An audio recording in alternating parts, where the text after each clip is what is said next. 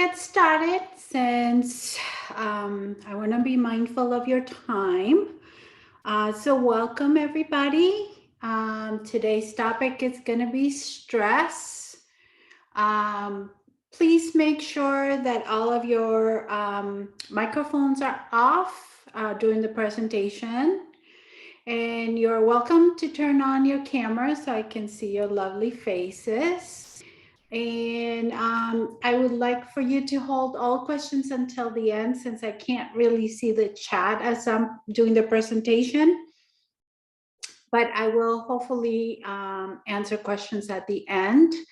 And I'm hoping that for the following month's presentations, we can do more of an interactive type thing where I'm not just presenting and you guys are just listening. So hopefully, if that's something you guys would like, let me know. Please let me know on the Facebook group and we can do that. I also just wanted to invite you to a webinar that I'm hosting tomorrow at 11 a.m. It's called Functional Nutrition. I know we had our topic, a nutrition topic in March. So this is more of an actual program where I not only give you information, but we hold question office hours, and we sort of do step-by-step changes, small steps that will get you to improve your nutrition and hopefully get you to eat better. All right, so let's get started. So the topic again today is stress. So just a brief introduction. My name is Alexandra. I'm the founder and CEO of RX Health and Wellness. I'm also a diabetes care specialist and a functional practitioner specializing cardiometabolic treatment. I'm also a mother of 2 grown women and a grandmother of a 5-year-old girl named Camilla. All right. So let's talk about what is stress, how to build resilience, and practical things that will help you de-stress. So that's what we're going to be talking about today. All right. So stress.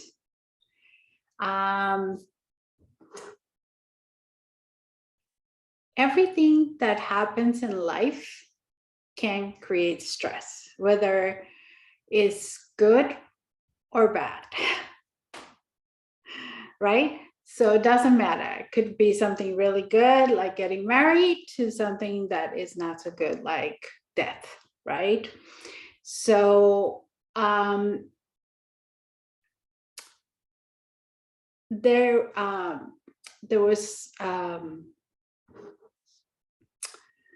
there's 2 sociologists, Holmes and Ray, who decided to capture the stress level for all these things and assign them a number.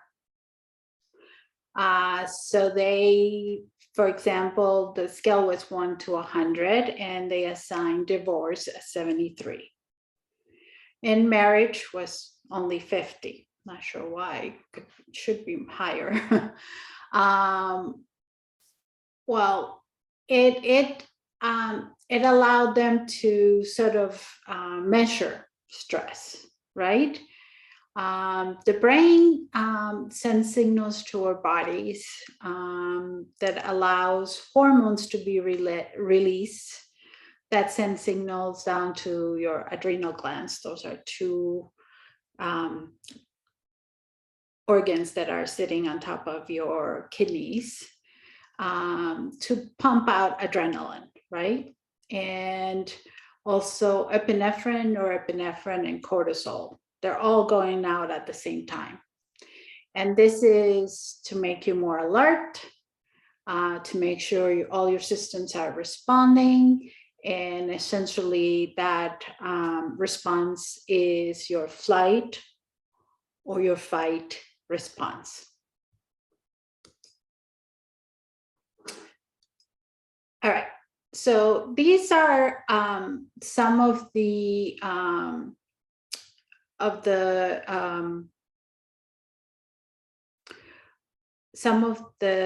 things that happen when you're feeling stress. As you can see, it can affect just about pretty much all your organs. So if you're under stress all the time, it's not good for your health. Your sympathetic nervous system and your parasympathetic nervous system. So your sympathetic nervous system is the one that you can control. And your parasympathetic is the one that you can control. So it'll control by your body on their own, like your heartbeat, your heart rhythm. They can all be put under duress. So when you think about the fight and flight response, you need to be able to respond immediately, right? So all these hormones are getting you ready for that. So whether you're in front of a tiger or it's an imagined or perceived stress, it's all the same to your body. It doesn't know the difference. So it concentrates blood into your legs and arms, into your heart and your brain, so that you can think faster, that you can take in more oxygen so you can run or fight, and to your arms and legs so that you are able to either run or fight again.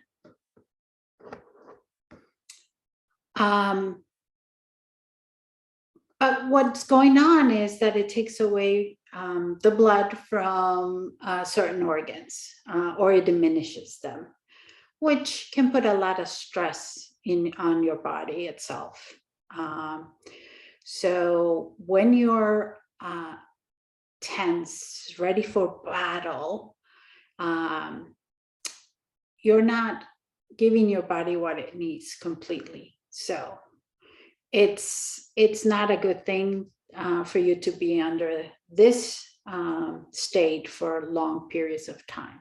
It's good on the short term, and having some stressful response is good in small amounts. But in contrast, your body also needs to be able to relax, right? Is in rest. Because if it is not able to do that, then you're not able to restore your systems. So for example, say Thanksgiving dinner. You eat a lot during Thanksgiving dinner, most of us do. So what happens is your GI system is really working hard, right? So what happens is most of your blood is not going to be concentrated in your abdomen, trying to get that digestion going. But there is no blood. Well, there is some blood, but just not a lot in your legs and arms, or even your brain. Everything's concentrated in getting that food digested. And that sort of makes you kind of sluggish, unable to do much, unable to concentrate. Pretty much all you want to do is just fall asleep. And it's because your body needs that time to be able to digest and then spread out the nutrients that it got, and then your gut needs time to rest. Okay, so rest. Let's talk about rest. Rest. All right, so rest is really important. Most of us will need 7 to 8 hours of rest.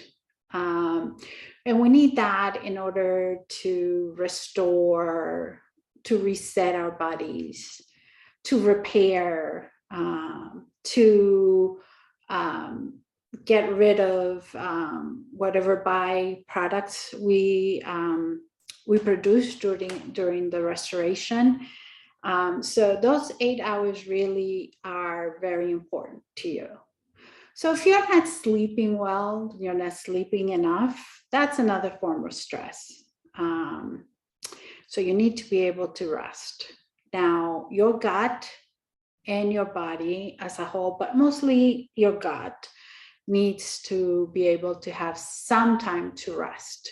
So it needs at least a good 8 hours of rest. Better would be like 12 hours of rest, so that it can do what it needs. And we've talked about the microbiome before, and there's a lot of stuff going on there. So we do need that restful time. All right, so another thing that you can do to help your stress is exercise. Exercise sort of dissipates and gets rid of that extra cortisol, that hormone that makes you hold on to weight, and especially in your abdomen. So when you're feeling really tense and while doing a brisk walk or doing some exercise will help you get rid of stress.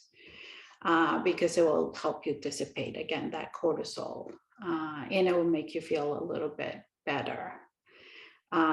So exercise and any distress action that you take will make it possible for your body to feel better, and that's called allostasis, kind of going back to its baseline. And the idea is that your body can adapt up to a certain point, but if you're always under stress, your body can't do that. So if you're stressed, but then you rest and go back to basic, your body sort of learns and adapts to that. But again, if you're under stress all the time, it can't do that. All right, so why do we want to get rid of stress? And we don't want to get rid of stress, all of it, because some stress is good for you. You need to be able to react to those dangerous situations, right? If you're faced with a lion, or if your life is in danger, or even if it's a perceived threat, psychological, mental, whatever it is that allows you to know that you don't feel safe. So some stress is good. The problem is, again, when it's all the time. So we want to be able to de-stress and reduce our stress in order to avoid some of these chronic diseases. So stress can lead to diabetes, Alzheimer's disease, depression, anxiety, hypertension, and a lot more. So we want to really, really try to bring our stress levels and not be under that stress all the time. So we want to be able to get some rest. And again, we talked about being able to adapt when we do that. So some stress will allow us to survive, right? But living with stress all the time can lead to those hormones that we talked about, especially that cortisol level being high, which in turns will increase your inflammatory cytokinase, which leads you to an inflammatory state. And those inflammatory states are the ones that are associated with those chronic diseases. So, in functional medicine, we look at your system as just one very complicated system that is intertwined with everything. We don't look at just one organ. We don't look at just the kidneys or just the heart. We look at everything, and everything is interconnected. So stress is a major risk to your health. Okay. So stress can also affect your immune system, and it can affect it negatively again. And we're talking about when you're under stress all the time, right? So it's not when you have a small stress. This is an ongoing stressful situation, an ongoing stress-filled life. So what happens is that when you're under stress, for example, your immune system gets affected. So you have these T cells and B cells, which are part of your white cell. Those are the cells that fight infections and prevent you from getting sick. So what happens is we know from various different studies that the response by those cells can be decreased. There was a study by a doctor called Kabat-Zinn, and he really looked into using like meditation, relaxation techniques to bring down stress and to see what that would mean for your immune system. So he had two groups from the same workplace, and he looked into what was going on with them for 8 weeks. One group was staying the same, no changes. Both groups had the same level of stress, but the second group, he really got them to do and learn meditation and mindfulness, and like really get into it and really practice it all the time. And what happened was after 8 weeks, both groups were giving the flu vaccine, right? And the group that was not practicing the meditation and mindfulness had a lower immune response. So they got sick. They actually got sick more than the group that was practicing mindfulness. Now, this is not an exact study that says this is the cause, right? But it does show that by having this stress, your immune system gets decreased. So we want to make sure that we have a good immune system, and we want to make sure we do that by doing meditation, relaxation techniques, mindfulness, things that will allow your body again to de-stress and adapt. Okay, so how important do you think stress and the things that you do to de-stress are? So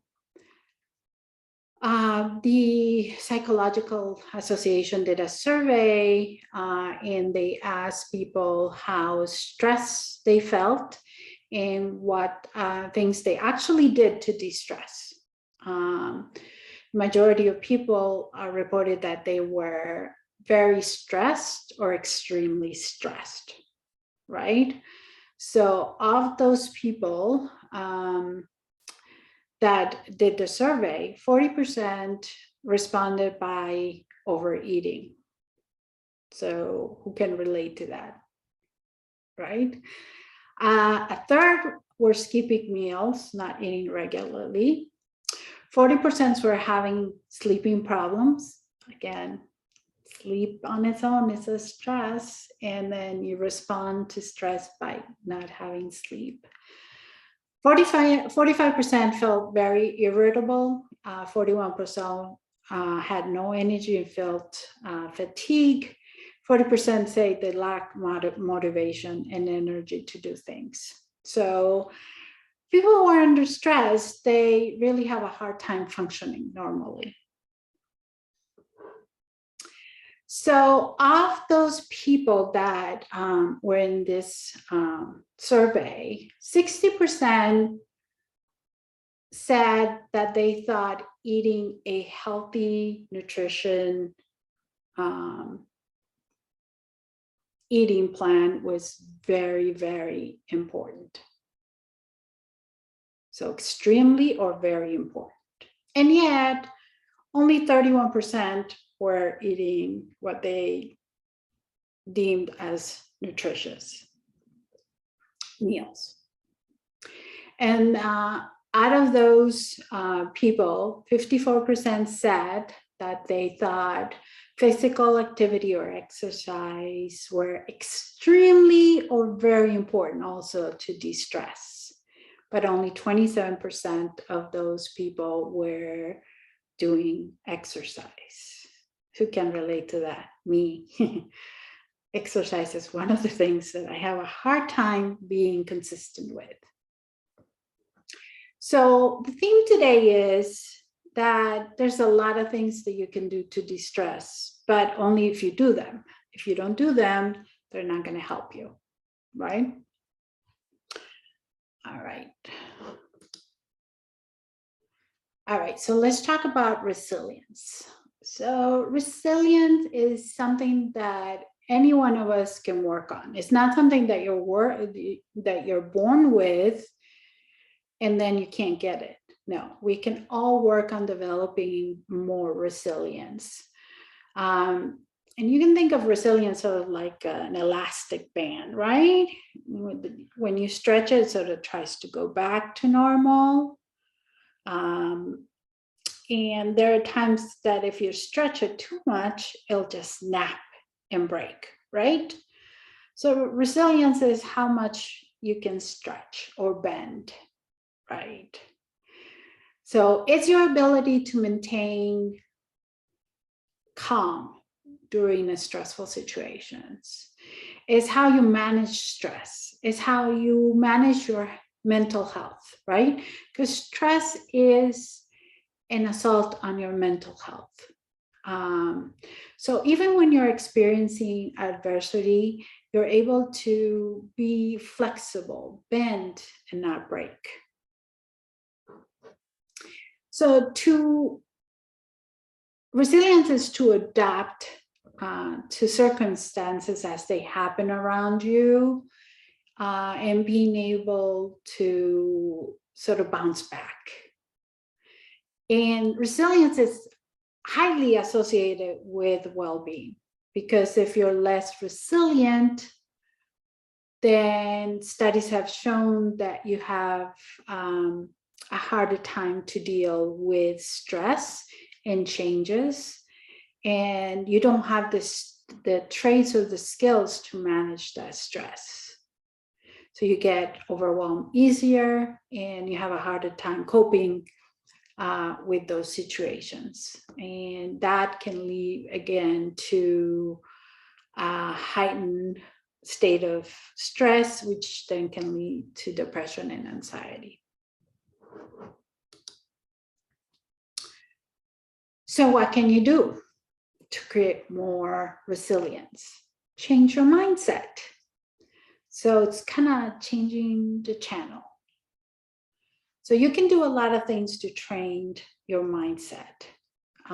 It's all based on cognitive behavioral therapy.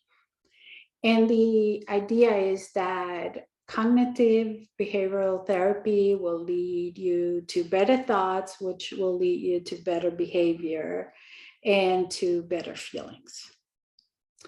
So the idea is that if you work on changing your thoughts, your behavior will change, and so will your feelings. Everything will improve.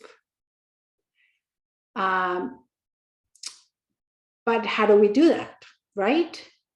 So we all have these negative thoughts that are spinning around our heads. Believe me, I know. This is a stressful situation for me. I'm not good at presentations. Every time I have to do one of these, my heart races, and I just have this dread feeling that I'm going to fail and I'm awful at this, which I may or may not be. It's kind of hard for me to judge. Sometimes they're better, sometimes they're worse. I can improve, but you get the idea. So how do we change the channel? What do we do? So if you're thinking those negative thoughts, change to think about something else. Put your energy into thinking something completely different than the thoughts you've been having. So instead of thinking, oh my God, I'm going to be a failure at this presentation, I was thinking about, I'm hoping that this presentation is actually going to be great for you guys, and you're going to get something out of it, and it's going to help you de-stress and get healthier. So this is what I'm thinking. That's what I want. And that's the one thing that always motivates me, is how much I want to be helpful and give you the information that you can use to become healthier in a better version of where you're at right now. So changing that mindset is important. The other thing is you can start trying to think about things differently. So instead of thinking, I'm going to fail, this is horrible, I'm doing a horrible job, you can think about this as a learning experience. I'm learning with every presentation. I'm hoping I'm getting better. I'm hoping I'm doing a better job of doing the presentation, and I'm hoping to learn and improve myself, right? So it's not a failure, it's a chance to learn. So if you start thinking about things in a different way, then you're able to change your mindset, change that channel. Okay, so positive psychology exercises that were done by a doctor called Seligman. What he showed was when he asked people, so he had a very large group that he got over the internet, he divided them into two groups. One was asked to think of positive things, to positivity exercises, journaling, and another group was just told to go about their own way.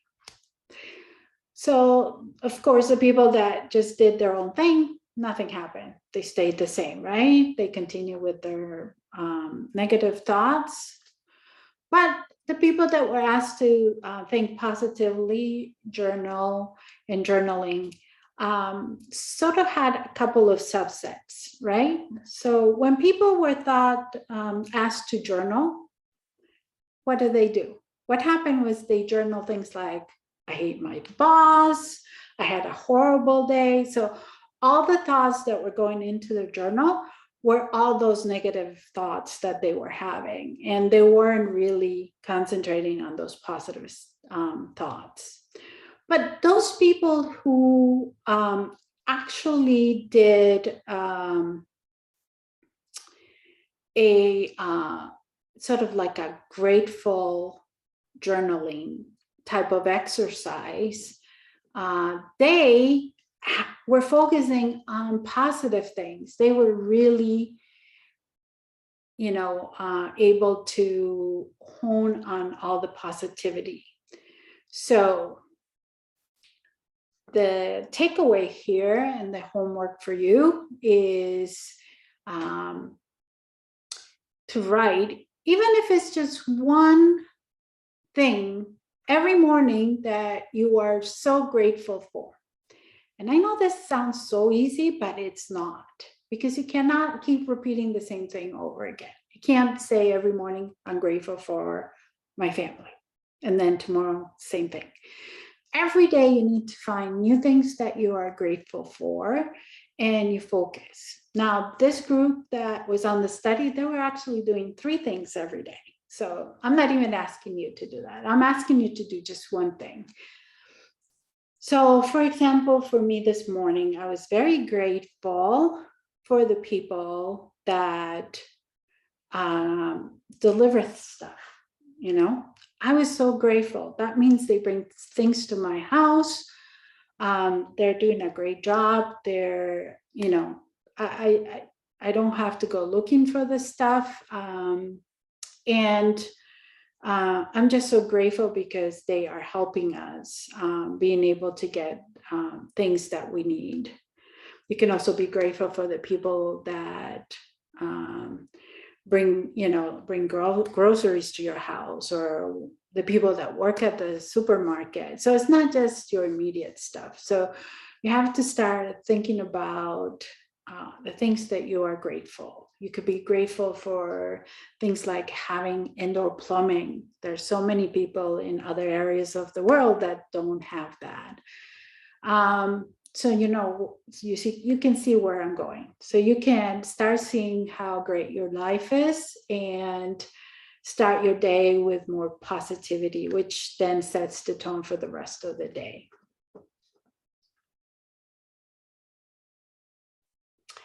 Now, what the study found was that for those people who were doing the positive journaling, the grateful journaling, they could measure their happiness score, and it went up. Went up at 1 month. It was still up at 3 months, and it was even higher at 6 months. So they only did the journaling for 1 week, and yet 6 months later, they were still feeling happier than they had been before they did the journaling, the gratefulness journaling. So what do you think it would happen if you could do that longer? So you can increase your happiness. So I hope that you try it, and then you can let me know what you think, if it does work or not. At least give it a week, and then we can talk about it. All right. So I'm just going to summarize everything that we talked about today. We talked about what is stress, and why being under stress all the time is not good for your health. And we talked about what things you can do to de-stress. We talked about the importance of sleep and rest, true rest. We talked about exercises, about meditation, relaxation techniques. Those could be like breathing techniques and mindfulness. We also talked about changing our mindsets and working on being more resilient. And then we talked about gratitude exercises. So with that, I am at the end of my presentation for today. I hope this is helpful for you, and I hope you let me know. I feel like I am just talking into emptiness. I don't really, I haven't gotten a lot of feedback. So I hope you're able to maybe give me some feedback about, is this helpful? Would it be better if it's more of a conversation type thing? You know, I really want to be helpful, and you can let me know. And with that, we'll close with questions. All right. I hope to see you tomorrow during the webinar at 11 a.m. I'll send the information to the group. I don't really like to solicitate the group with sales pitches and stuff, but I hope, because I think the course will be really helpful. And we talked about my 5 steps and how nutrition was the first step. So functional nutrition is like the basis for the program. And if you can improve your nutrition, then you can work on the other 4 steps. So the 5 steps are, again, nutrition, number 1, exercise, number 2, stress, number 3, which was what we talked about today. Sleep is number 4, which is the topic for next month, for May. Sleep, sleep, sleep. It's very important. And then the last step, number 5, is meaningful social interactions. So again, stress, this step is all about your mental health and about improving your health as well. So please let me know. I love to hear from you guys as to what's working and what's not working, what you guys need more from me. Is any of this resonating? Let me know. Hope to see you in the group. All right. I'm going to stop sharing and hopefully we'll have some questions.